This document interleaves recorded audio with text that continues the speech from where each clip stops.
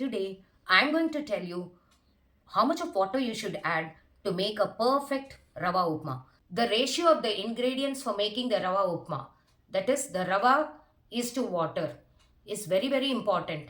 Otherwise, you'll end up making soggy or dry upma.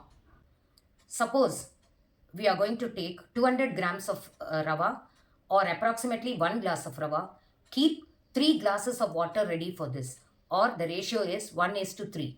Now, firstly take a pan and add this 1 glass of rava.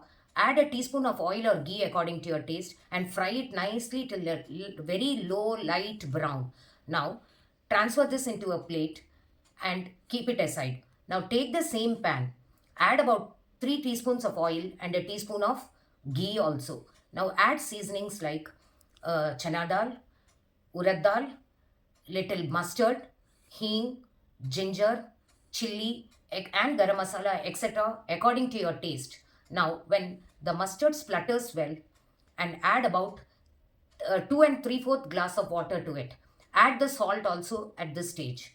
Now, when it nicely boils, bring the gas stove to a simmer mode. Now, slowly start adding the fried rava to it and stirring it continuously so that it does not form lumps. Now, close it with a lid and then cook it for 2 minutes. Now, after 2 minutes, open the lid and nicely stir. At this stage, add about 1 teaspoon of ghee or oil according to your taste. Your rava upma is ready to be served. Thank you.